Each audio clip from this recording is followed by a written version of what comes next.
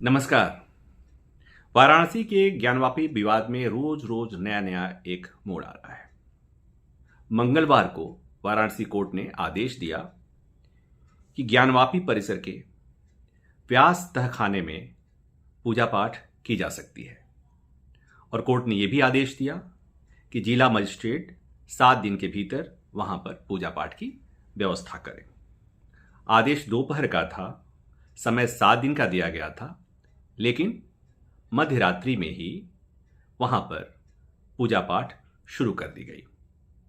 मुस्लिम पक्ष यानी मस्जिद पक्ष को शायद इतनी जल्दबाजी का अनुमान नहीं रहा होगा, इसलिए शायद उन्होंने ये सोचा होगा कि वाराणसी कोर्ट के फैसले को समय से चुनौती देंगे हाई कोर्ट में या सुप्रीम कोर्ट में।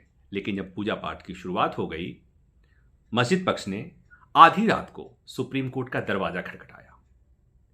3 बजे मुस्लिम पक्ष के कई वकील सुप्रीम कोर्ट के रजिस्ट्रार जनरल के घर पहुंचे और रजिस्ट्रार जनरल से गुजारिश की कि इस मामले में तत्काल सुनवाई की जरूरत है। करीब 1 घंटे तक वहां पर मस्जिद पक्ष की तरफ से जो मौजूद वकील थे, रजिस्ट्रार के सामने अपनी बात समझाने की कोशिश की। उसके बाद रजिस्ट्रार ने मुख्य न्यायाधीश जस्टिस DY चंद्रचूड़ को कागजात लेकर उनके पास पहुंचे और उनको वस्तु स्थिति से अवगत कराया। और करीब 4 बजे भोर में मुख्य न्यायाधीश ने मुस्लिम पक्ष यानी मस्जिद पक्ष के वकीलों से कहा कि आपको जो भी राहत चाहिए आप हाई कोर्ट जाइए, हाई कोर्ट में याचिका दायर कीजिए, वहां पर मामले को मेंशन कीजिए और वहीं से जो राहत मिलनी होगी वहां मिलेगी। और उन्होंने सुप्रीम कोर्ट में सुनवाई करने से इनकार कर दिया। उसके बाद मामला फिर हाई कोर्ट गया। अब इस बात को ऐसे समझिए कि करीब दोपहर वाराणसी कोर्ट का आदेश आता है कि पूजा पाठ वहां करने की व्यवस्था करें जिला मजिस्ट्रेट, और जिला मजिस्ट्रेट के पूजा पाठ करने के लिए 6 दिन का मोहलत दिया जाता है, समय दी जाती है। और इस बीच वहां पूजा पाठ शुरू हो जाती है। पूजा पाठ की तस्वीरें अब भी आपको अलग अलग सोशल मीडिया के अलग अलग माध्यमों से आपके पास उपलब्ध होंगे। मामला हाई कोर्ट गया है, मामला सुप्रीम कोर्ट आएगा। एक बार जब पूजा पाठ शुरू हो गई है तो हाई कोर्ट या सुप्रीम कोर्ट उस पूजा पाठ की प्रक्रिया पर रोक लगा दे, ऐसा होता हुआ मुझे नहीं दिख रहा है। फिर याद आती है बातें कि अयोध्या मामले में भी कुछ कुछ इसी तरह की चीजें हुई थी और उसके बाद नतीजा जो हुआ वो सबके सामने है। 5 हिंदू महिलाओं ने शुरू में ये मांग की वाराणसी कोर्ट में कि उन्हें श्रृंगार गौरी की निर्बाध पूजा करने का अधिकार दिया जाए, और उसके बाद से पूरे विवाद की शुरुआत हुई। ASI का सर्वे हुआ, सर्वे का रिपोर्ट सार्वजनिक हुई और इस रिपोर्ट में जो तमाम बातें हैं, मसलन कि मस्जिद के नीचे हिंदू मंदिर, हिंदू तीर्थ स्थल की तमाम ऐसी चीजें मिली हैं जो सजेस्ट करती हैं कि वो मंदिर के ही अवशेष हैं। विवाद यही है कि ज्ञानवापी परिसर, ज्ञानवापी मस्जिद मंदिर के ऊपर बनाई गई है। तो मतलब एक बार फिर अयोध्या जैसी स्थिति बन रही है और सब कुछ हाई कोर्ट, सुप्रीम कोर्ट, निचली अदालत, सब जगह मामले की सुनवाई हो रही है। जब ज्ञानवापी परिसर के मामले में अदालत ने, वाराणसी कोर्ट ने याचिका स्वीकार की थी, तो उस फैसले के खिलाफ मामला हाई कोर्ट गया था। हाई कोर्ट होते हुए मामला सुप्रीम कोर्ट आया था।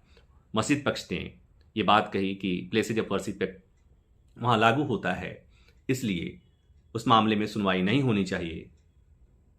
हिंदू पक्ष का दावा है कि वहाँ प्लेसेज ऑफ वर्शिप एक्ट लागू नहीं होता है, क्योंकि प्लेसेज ऑफ वर्शिप एक्ट ये कहता है कि 15 अगस्त 1947 की मध्य रात्रि में जिस धार्मिक स्थल का, जिस प्रार्थना स्थल का जो धार्मिक चरित्र होगा उसमें कोई बदलाव नहीं किया जाएगा। और चूंकि दरअसल वहां पर श्रृंगार गौरी की पूजा होती रही है, इसलिए वहां पर धार्मिक चरित्र बदलने की मांग नहीं हो रही है, निर्बाध पूजा करने की मांग हो रही है। ब्यास जी तहखाना का मसला भी आप समझिए कि वहां पर जो पूजा पाठ का आदेश हुआ है, जहां पूजा पाठ की शुरुआत हुई है, वो दरअसल ज्ञानवापी मस्जिद परिसर के तहखाने में है, उसके बेसमेंट में है और वहाँ पूजा पाठ शुरू हो गई है। वहाँ पर दिसंबर 1993 तक पूजा पाठ होती रही है। अयोध्या में विवाद हुआ, अयोध्या बाबरी विध्वंस के बाद 1993 में फिर कुछ विवाद हुआ और उस समय तत्कालीन सरकार ने ब्यास जी तहखाने के भीतर जो पूजा पाठ हो रही थी उसको रोकने का आदेश दिया। यह भी जानना जरूरी है कि अभी तक आदेश किसने दिया उसकी लिखित कॉपी किसी के पास नहीं है। यह विडंबना ही कहा जाएगा। तो कुल मिलाकर ये कि ज्ञानवापी परिसर में पूजा पाठ की शुरुआत हो गई है। कोर्ट के आदेश से उस आदेश के खिलाफ मामला हाई कोर्ट होते हुए सुप्रीम कोर्ट आएगा। सुप्रीम कोर्ट फिर एक बार देखेगा कि जो वाराणसी कोर्ट का आदेश था वो सही था या गलत था। फिर लंबी सुनवाई होगी, फिर दोनों पक्ष से बातें होंगी कि वाराणसी कोर्ट का फैसला या वाराणसी कोर्ट में जो सुनवाई हुई या ASI का जो सर्वे हुआ, जो रिपोर्ट आई, दरअसल प्लेसेज ऑफ वर्शिप एक्ट के होते होते ये सब चीज़ें कैसी हुई, क्या वहाँ पर प्लेसेज ऑफ वर्शिप एक्ट लागू होता है या नहीं होता है। हालांकि सुप्रीम कोर्ट ये कह चुका है कि सर्वे करने में कोई दिक्कत नहीं है। जब किसी ज़मीन किसी का विवाद हो तो ऐसे में सर्वे करने से वस्तु स्थिति और क्लियर होती है। तो खुद इसी मौजूदा मुख्य न्यायाधीश जस्टिस चंद्रचूड़ ने सर्वे कराने के फैसले को हरी झंडी दी थी और उसके बाद सर्वे हुआ। अब सबके मन में ये बात बैठ गई है कि वाराणसी में ज्ञानवापी मस्जिद मंदिर के ऊपर बनी है। फिर जब ये लोगों के मन में धारणा बैठ गई या बैठ गई है, उसके बाद अदालत का फैसला चाहे जो हो, लोगों ने तो अपने मन में फैसला कर ही लिया है।